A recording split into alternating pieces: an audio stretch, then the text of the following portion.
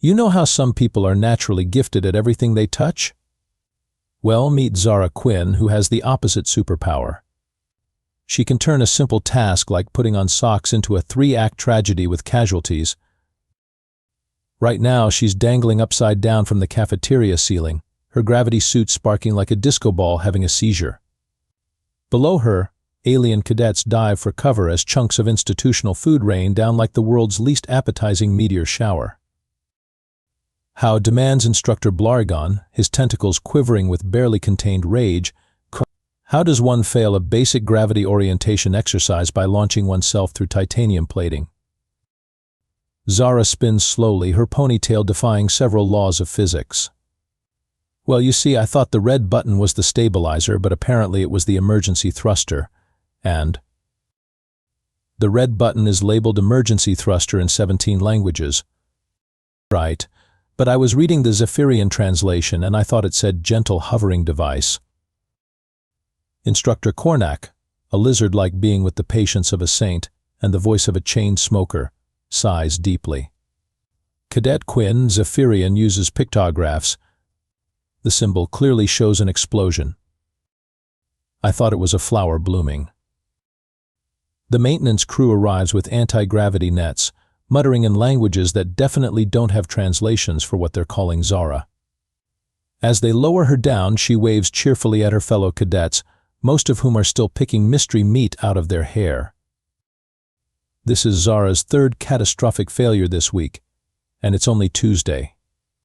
Last Monday, she somehow reversed the polarity on a food synthesizer and created what the hazmat team classified as weaponized pudding. Thursday, during a simple marching drill, she managed to march herself into a parallel dimension. They had to call in specialists to retrieve her from what she described as a really boring place where everything was beige. The thing is, Zara isn't stupid. Her theoretical test scores are actually quite impressive. She understands quantum mechanics, can calculate hyperspace jumps in her head, and once wrote a paper on tactical xenobiology that made her professors weep with joy. But the moment theory meets practice, reality bends around her like she's some kind of chaos magnet. Cadet Quinn, Instructor Blargon, says once she's safely on solid ground, "You are aware that graduation is in 2 weeks." Yep, super excited about that. Zara brushes ceiling debris off her uniform with the enthusiasm of someone discussing their favorite hobby. "You are also aware that you have failed every practical examination in your 4 years at this academy?" Well, failed is such a harsh word. I prefer discovered alternative solutions. Cornac's eye twitches. Alternative solutions that resulted in 3 evacuations, 1 minor dimensional rift, and a cafeteria that still glows in the dark. The glow is actually quite pretty at night. Before either instructor can respond, the Academy's communication system crackles to life. All personnel to the main assembly hall. The Warbeasts have arrived for alpha selection. The cafeteria falls silent. Even Zara stops picking food out of her hair. The Warbeasts, legendary alien warriors who choose 1 cadet every decade to serve as their alpha leader. It's the highest honor in the galaxy, reserved for only the most exceptional military minds. Zara looks around at the disaster zone that used to be a cafeteria, then at her instructors' horrified faces. Well, she says brightly, this should be interesting. The main assembly hall has never felt smaller. 3 massive creatures dominate the space, each one looking like evolution decided to skip the make them cute phase and went straight to make them terrifying. The Warbeasts stand 8 feet tall, with midnight black fur, glowing amber eyes, and enough teeth to staff a dental convention. Their pack leader, a creature who makes nightmares look cuddly, surveys the assembled cadets with the intensity of someone shopping for dinner. Commander Vex, a human so military he probably salutes his coffee, steps forward with the kind of rigid posture that suggests he's got a broom handle surgically implanted in his spine.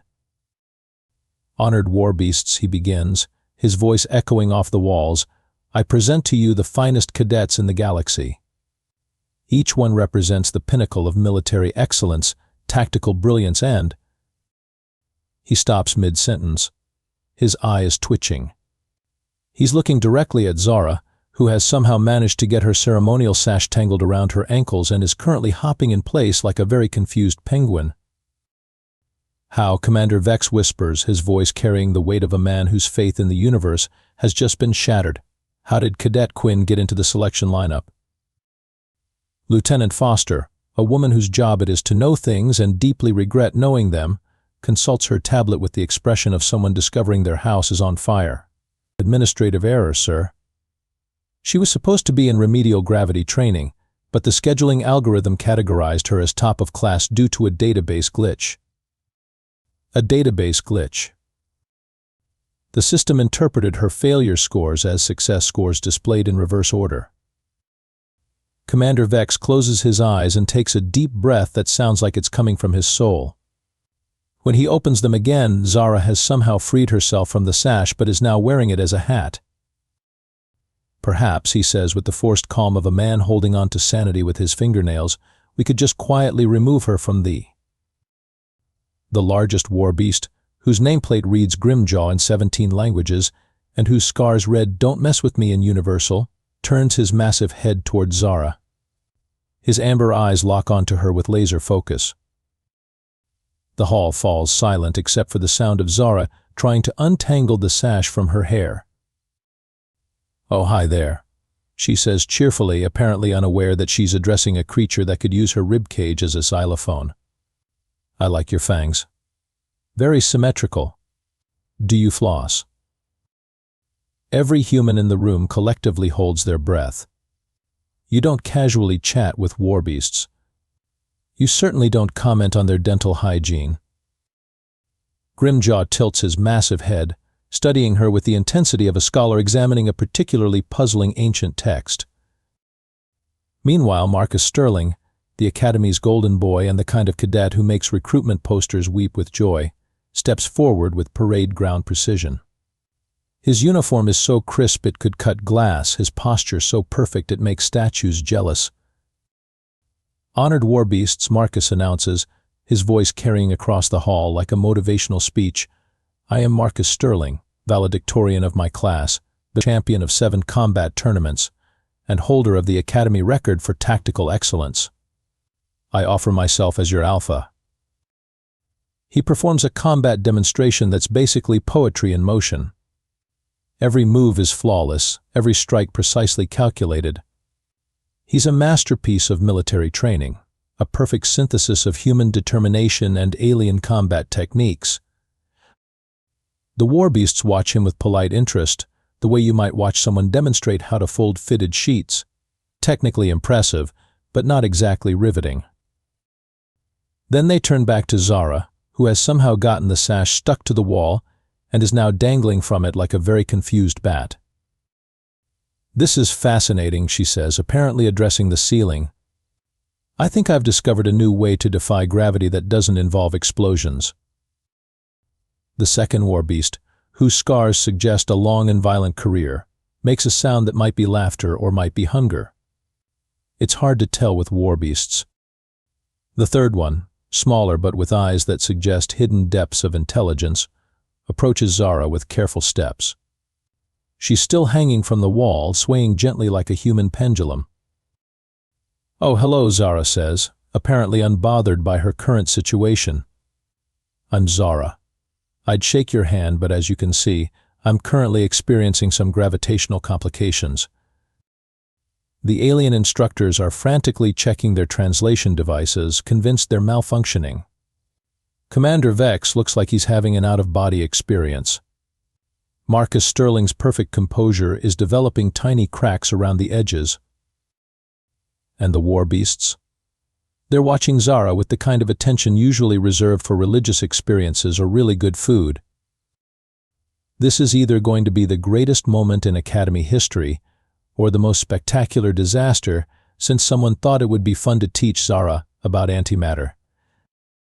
Knowing Zara's track record, it's probably both.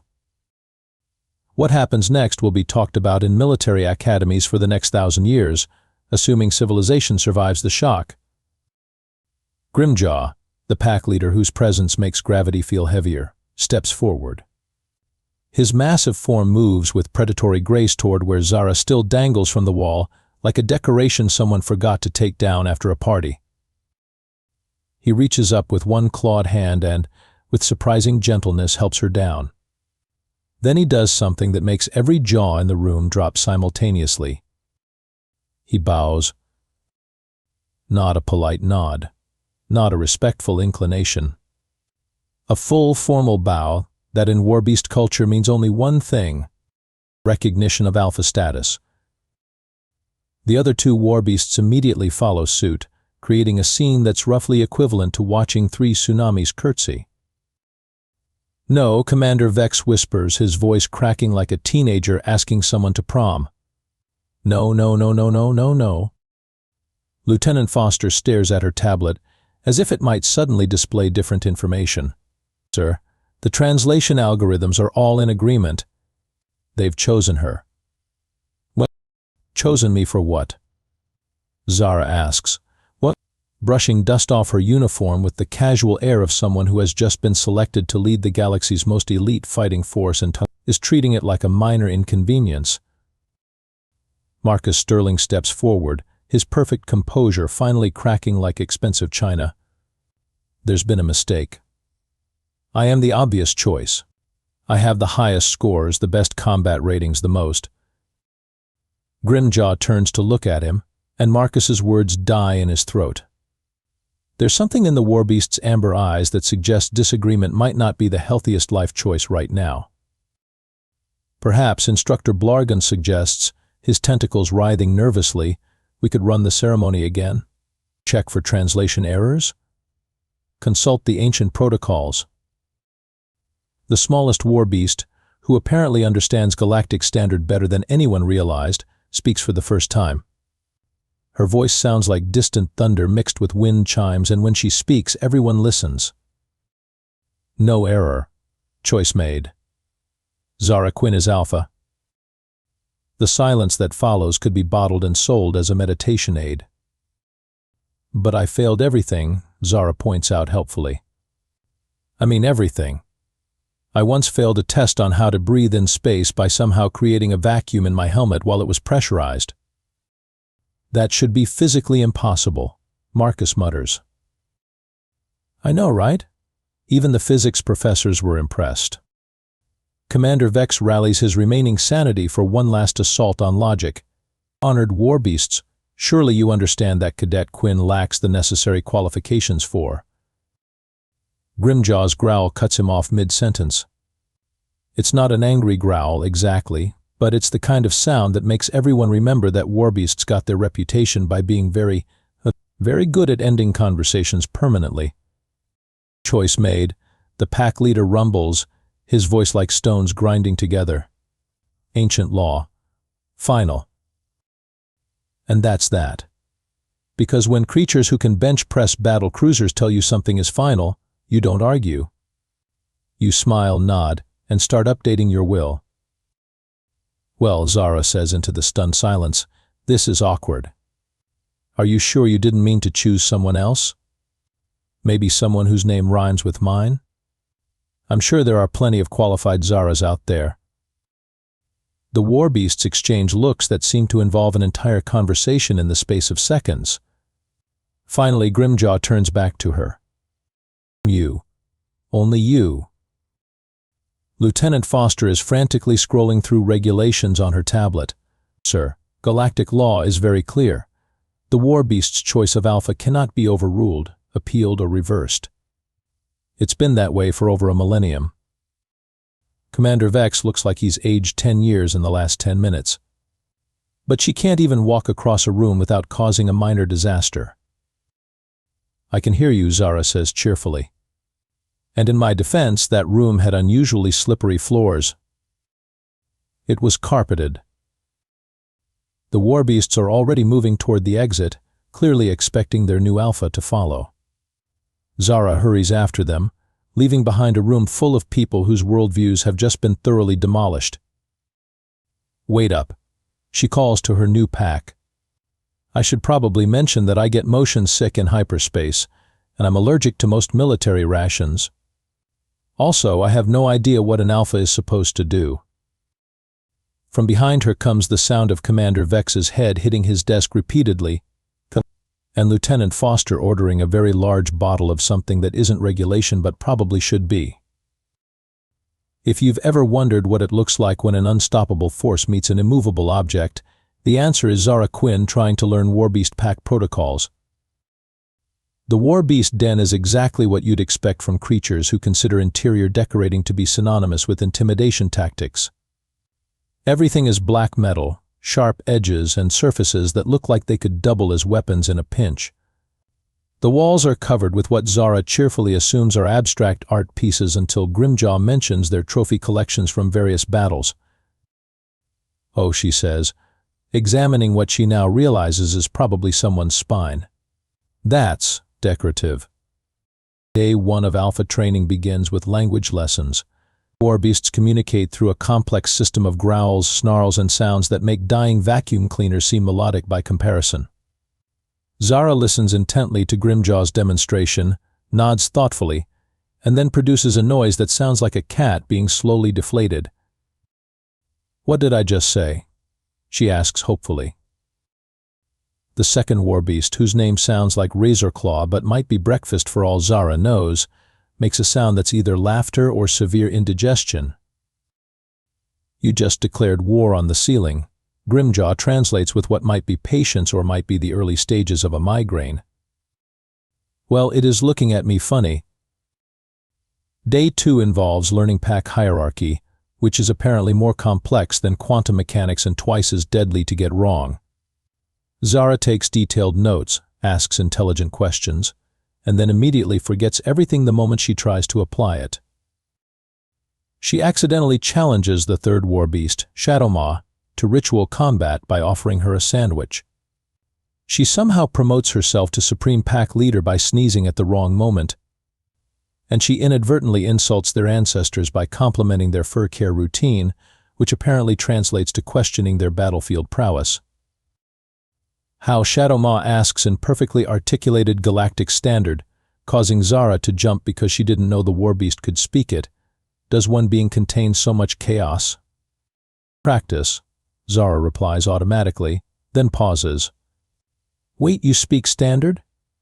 Why didn't you mention this earlier?" "You did not ask." Meanwhile, back at the academy, the military brass are locked in emergency sessions trying to figure out how to handle the situation. Marcus Sterling has filed 17 formal complaints, 12 appeals, and 1 petition demanding a psychiatric evaluation for all involved parties, including himself. Commander Vex has taken to drinking his coffee with a haunted expression, muttering things like database glitch and why me at random intervals. But the real crisis comes on day 3 when a long-standing pack dispute threatens to tear the Warbeasts apart. 2 junior pack members have been engaged in a territorial disagreement that's been simmering for months, and it's finally reached the point where someone's about to lose important body parts. Traditional Alpha protocol demands a formal challenge fight, with the winner taking leadership of the disputed territory and the loser accepting exile. It's simple, straightforward, and has worked for thousands of years. Zara looks at the 2 snarling Warbeasts, each one twice her size and approximately 50 times more deadly, and makes a decision that defies every military manual ever written. "Okay," she announces, clapping her hands together like she's organizing a birthday party. "Here's what we're going to do. You 2 are going to settle this with a cooking competition." The silence that follows is so profound it has its own gravitational pull. "A what?" Grimjaw asks, his voice suggesting he's not sure he heard correctly. "It's cooking competition. Winner gets the territory, loser has to do the dishes for a month. It's like combat, but with more seasoning and fewer severed limbs." The 2 disputants stare at her as if she's just suggested they resolve their differences through interpretive dance, which, knowing Zara, might be her next idea. Alpha, Shadowmaw says carefully, "This is not traditional protocol." "Right, but traditional protocol ends with someone missing important chunks, and I'm pretty sure that's bad for team morale. Plus, I'm hungry, and I bet you guys make amazing food when you're not trying to kill each other. What follows is the most bizarre conflict resolution in Warbeast history. Two apex predators, creatures who have conquered entire star systems, but end up competing to see who can make the best stew, while their new alpha provides commentary that ranges from helpful, more salt, to completely bewildering, it needs more personality.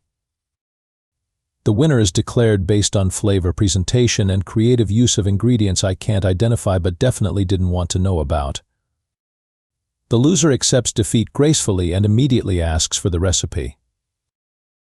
The territorial dispute is resolved without bloodshed, the pack cohesion is stronger than ever, and everyone gets a really good meal out of it. Grimjaw watches this unfold with an expression that might be amazement or might be the early stages of an aneurysm. Alpha, he says finally, this should not have worked. But it did work, Zara points out, helping herself to a second bowl of whatever she just judged.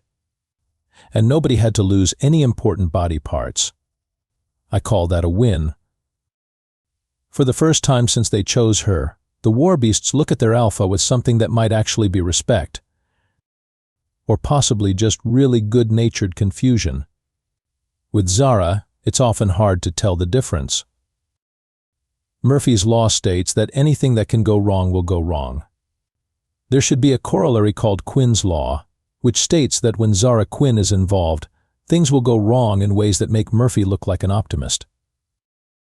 The crisis begins, as most galactic emergencies do, with someone in the communications center spilling coffee on the wrong console and accidentally picking up a distress signal from the mining colony on Kepler 442 billion. The message is garbled, but the important parts come through clearly: hostile raiders, overwhelming force, civilians in danger, please send help immediately.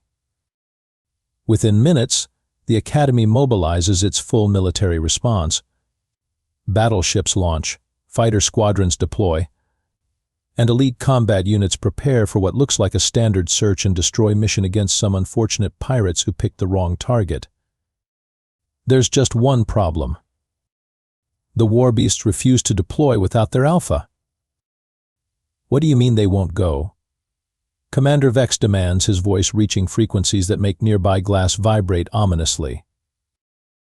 Lieutenant Foster, who has developed the 1,000-yard stare of someone whose job involves explaining impossible things on a daily basis, consults her ever-present tablet. They're very clear, sir. No alpha, no deployment. It's apparently a sacred pack law. Then we'll send someone else as temporary alpha. They don't recognize temporary alphas. It's Cadet Quinn or nobody. Commander Vex turns to look at Zara, who is currently trying to figure out how her combat helmet ended up on backward. Again, Ian. Cadet Quinn, he says with the careful tone of someone defusing a bomb while riding a unicycle, are you ready to lead the galaxy's most elite fighting force into combat? Zara finally gets her helmet oriented correctly and gives him a thumbs up. Sure. How hard can it be? The question hangs in the air like a curse. 20 minutes later, Zara finds herself on the bridge of a Warbeast assault ship, surrounded by enough firepower to glass a small moon and absolutely no idea what any of the buttons do. The tactical display shows a complex three-dimensional battlefield that looks like someone threw geometry at a rainbow and missed. Alpha Grimjaw reports, his massive form somehow fitting into a command chair that was definitely not designed for creatures of his size. Enemy forces detected. 12 ships, heavy armament, standard raider configuration. Zara squints at the display, tilts her head, squints again, and then does something that gives everyone present mild heart palpitations. She starts pressing buttons. Not random buttons, not the right buttons either. But somehow, in that mysterious way that defines Zara's relationship with the universe, exactly the buttons that need to be pressed. Tactical analysis complete, she announces, reading from a screen that definitely didn't have words on it 30 seconds ago. Enemy formation is, formidable? No, wait, that says formidable. Is that a word? Alpha, Razorclaw interjects gently, perhaps we should follow standard engagement protocol. Right, standard protocol, which is the tactical officer, a warbeast whose scars suggest he survived more battles than most people have eaten meals, looks like he's having a religious experience. Not the good kind. Typically, we would analyze enemy weaknesses, coordinate our attack vectors, and execute a precision strike designed to minimize casualties while maximizing tactical advantage. Zara nods thoughtfully. That sounds complicated. What if we did something completely different? What happens next will be studied in military academies for generations, assuming anyone can figure out what actually happened. Zara's strategy, if it can be called that, involves what can only be described as tactical jazz improvisation. She sends the warbeasts in seemingly random directions, orders evasive maneuvers that ignore basic physics, and somehow manages to coordinate an attack pattern that follows no known military doctrine. The enemy raiders, who were expecting a standard military response, find themselves facing something that their training never prepared them for. Organized chaos commanded by someone who treats interstellar combat like a particularly challenging video game. Alpha Shadowmaw reports, her voice carrying a note of bewilderment that even universal translators struggle with. The enemy is retreating? Already? But we just got started. Indeed, the raider fleet is breaking formation and fleeing toward hyperspace like someone just told them the galaxy was ending. Their escape is so hasty that they leave behind several ships and what appears to be their dignity. The mining colony reports all clear. Casualties 0. Damage to colonial infrastructure? None. Enemy ships destroyed? 0 because they ran away too fast to get shot at. It's the most successful military engagement in recent history, achieved through methods that make military strategists weep with confusion. Alpha, Grimjaw says slowly, "What was your tactical reasoning for that maneuver pattern?" Zara looks at the tactical display, which now shows their complete victory through methods that shouldn't have worked. Honestly, I was trying to figure out how to turn on the coffee maker and accidentally kept hitting the wrong buttons. But it seemed to work out okay. The bridge falls silent except for the gentle hum of ship systems and the sound of several military careers being quietly reconsidered. Coffee maker. Razorclaw asks faintly. Yeah, it's right there next to the O. Oh, that's the weapons control panel, isn't it? In the communications center, someone starts laughing. It might be hysteria, but it's definitely laughter. After the victory celebration dies down and the last of the paperwork gets filed under inexplicable but successful, Grimjaw finds Zara in the ship's observation deck, staring out at the stars with the expression of someone who's still not entirely sure what just happened. Alpha, he says, settling his massive bulk beside her with surprising grace, we need to talk. If this is about the coffee maker thing, I promise I won't touch any more tactical displays without asking first. Grimjaw makes a sound that might be laughter. It's hard to tell with warbeasts, but his eyes have that warm glow that suggests good humor rather than imminent violence. Not about coffee makers, he says. About why we chose you. Zara turns to look at him, her expression genuinely curious. Yeah, I've been wondering about that. I mean, Marcus Sterling would have been perfect. He actually knows what he's doing. He can walk across a room without causing structural damage. He's never accidentally declared war on furniture. Marcus Sterling, Grimjaw says thoughtfully, is indeed perfect. Perfect form, perfect strategy, perfect execution of established protocols. He would have made an excellent traditional alpha. But warbeasts are not traditional creatures. Grimjaw shifts position, and despite his size, the movement is fluid, predatory, beautiful in its deadly efficiency. For 1,000 years we have chosen alphas who tried to make us into perfect soldiers, disciplined, controlled, organized according to military doctrine. That sounds logical? Logic, Grimjaw says, and there's something in his voice that might be sadness, is not why we exist. We are creatures of instinct, of chaos, of the wild spaces between the stars. Every alpha before you tried to tame that wildness, to channel it into acceptable forms. Zara nods slowly, beginning to understand. But that's not what you wanted. What we wanted, Shadowmaw says, appearing silently beside them with the kind of stealth that makes Zara jump, was someone who would not try to control our nature. Someone whose chaos matched our own. You fail at everything according to military standards, Razorclaw adds, materializing from another direction, because apparently Warbeasts have mastered the art of dramatic timing, but you fail in ways that complement our strengths. Grimjaw's amber eyes meet Zara's. You do not try to impose order on chaos. You dance with it. You make it work for you instead of against you.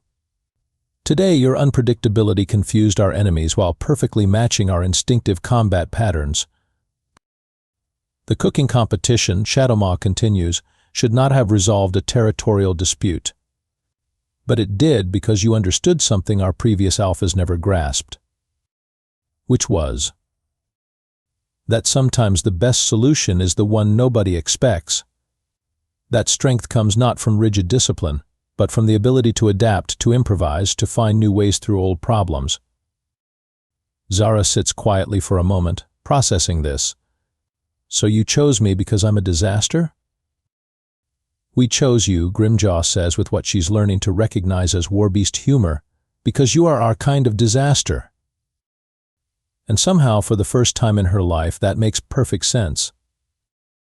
Besides, Razorclaw adds with what might be a grin, if Warbeasts did such things, you make excellent coffee once you figure out which buttons to press.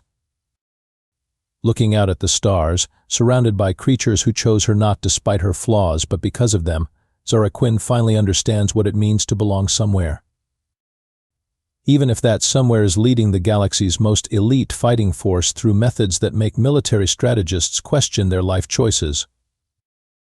All right then, she says, straightening up with the kind of confidence that comes from finally knowing your place in the universe. What's our next mission? The Warbeasts exchange looks that contain entire conversations. There is a rebellion in the Andromeda sector, Grimjaw says slowly. The situation is complex.